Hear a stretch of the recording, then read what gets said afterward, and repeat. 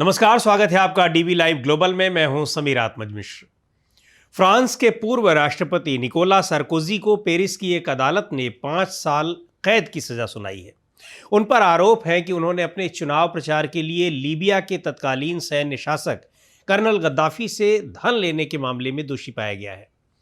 70 साल के सार्कोजी को अदालत ने आपराधिक साजिश का दोषी माना।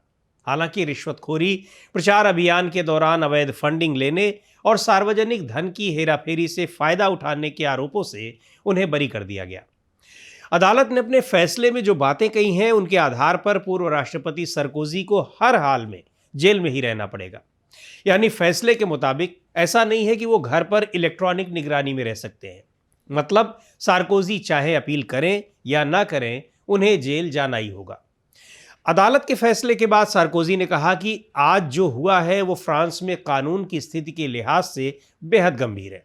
उन्होंने कहा कि यह अन्याय एक घोटाला है और वो इसके खिलाफ अपील करेंगे।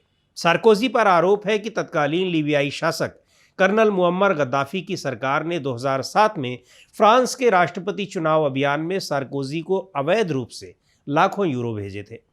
2016 में एक गवाह ने कहा था कि 2006 के अंत में या 2007 की शुरुआत में उसने लीबिया में तैयार किए गए कई सूटकेसों में कुल 5 मिलियन यानी 50 लाख यूरो पेरिस स्थित गृह मंत्रालय में पहुंचाए थे।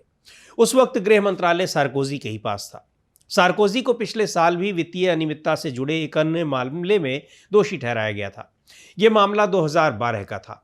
अब पेरिस की अदालत ने सार्कोजी को आपराधिक साजिश यानी क्रिमिनल कॉन्स्पिरेंसी के आरोप में 5 साल जेल की सजा सुनाई है। इसके साथ ही उन पर 1 लाख यूरो यानी करीब 92 लाख रुपए का जुर्माना भी लगाया गया है और 5 साल तक कोई सरकारी पद लेने पर रोक लगा दी गई है। हालांकि कोर्ट ने सार्कोजी को भ्रष्टाचार जैसे कुछ अन्य आरोपों से बरी कर दिया। निकोला सार्कोजी 2007 से लेकर 2012 तक फ्रांस के राष्ट्रपति रहे थे। उनकी पत्नी कार्ला ब्रूनी एक मशहूर गायिका और मॉडल है। जिस मामले में सार्कोजी को सजा सुनाई गई है वो 2007 के राष्ट्रपति चुनाव में अवैध फंडिंग से जुड़ा है। अदालत ने अपने फैसले में कहा कि सार्कोजी ने अपने करीबी सहयोगियों के साथ मिलकर 2007 के चुनाव अभियान के लिए लीबिया से पैसे लेने की साजिश रची थी। हालांकि ये साबित नहीं हो सका कि यह पैसा उनके चुनावी अभियान में इस्तेमाल हुआ था या नहीं, इसीलिए उन्हें भ्रष्टाचार जैसे अन्य आरोपों से बरी कर दिया गया।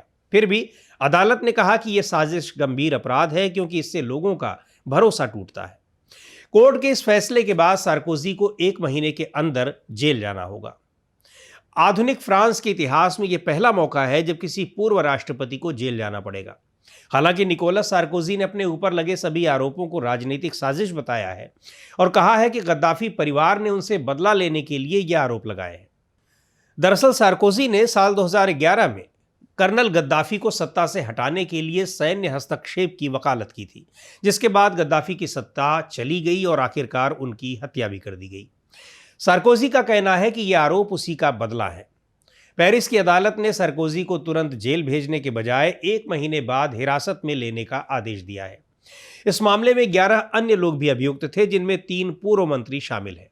सार्कोजी सरकार में मंत्री रहे क्लॉड गुएंट को 6 साल की सजा मिली है, लेकिन खराब सेहत की वजह से उन्हें जेल नहीं जाना पड़ेगा। वहीं पूर्व मंत्री ब्राइस हार्टेफ्यू को 2 साल की सजा मिली, जिसे वो इलेक्ट्रॉनिक टैग के साथ अपने घर पर ही पूरी कर सकते हैं। कर्नल मुअम्मर गद्दाफी 16 जनवरी 1970 को अफ्रीकी देश लीबिया के प्रधानमंत्री बने थे और लगातार 42 साल तक उन्होंने लीबिया में शासन किया। अपनी सत्ता के दौर में उन्होंने अपने खिलाफ किसी भी तरह के विरोध को बड़ी बेदर्दी से कुचल कर रखा। यही वजह थी कि उनके सामने कोई और नेतृत्व लीबिया में उभर नहीं सका। लेकिन 2011 में ट्यूनीशिया से शुरू होने वाले अरब स्प्रिंग का सैलाब कर्नल मुअम्मर गद्दाफी को भी बहा ले गया। 20 अक्टूबर 2011 को गद्दाफी विद्रोहियों के हाथों मारे गए। कर्नल गद्दाफी पहले सेना में अधिकारी थे। 1969 में ब्रिटेन से ट्रेनिंग लेने के बाद उन्होंने बेनगाजी शहर को केंद्र बनाकर सैनिक विद्रोह कर दिया। 1 सितंबर 1969 को कर्नल मुअम्मर गद्दाफी के नेतृत्व में सेना ने लीबिया के बादशाह की सत्ता का तख्ता पलट दिया।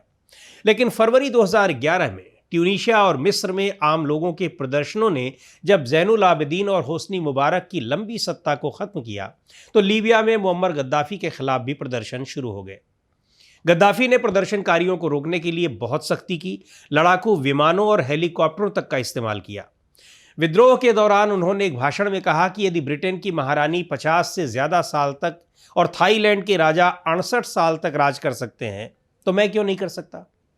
22 फरवरी को कर्नल गद्दाफी ने सरकारी टेलीविजन पर एक संबोधन में इस्तीफा देने से इनकार कर दिया और प्रदर्शनकारियों को गद्दार बताया।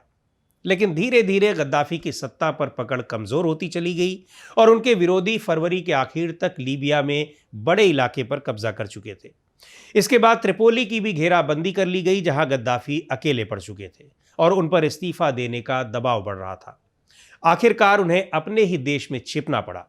फिर भी विद्रोहियों की पकड़ में आ गए, सत्ता भी चली गई और जान से भी हाथ धोना पड़ा। गद्दाफी से मदद लेने और पैसे लेने के आरोपों में अब फ्रांस के पूर्व राष्ट्रपति सार्कोजी को भी जेल जाना पड़ रहा है। हालांकि यह पहली बार नहीं है जब सार्कोजी मुश्किल में फंसे हैं। 2021 में उन्हें एक जज को रिश्वत देने की कोशिश के लिए 1 साल की सजा मिली थी, लेकिन इस सजा को उन्होंने इलेक्ट्रॉनिक टैग के साथ पूरा किया था। 2024 में भी उन्हें 6 महीने की सजा मिली। यह सजा उन्हें 2012 के चुनाव में गैर कानूनी खर्च के लिए थी।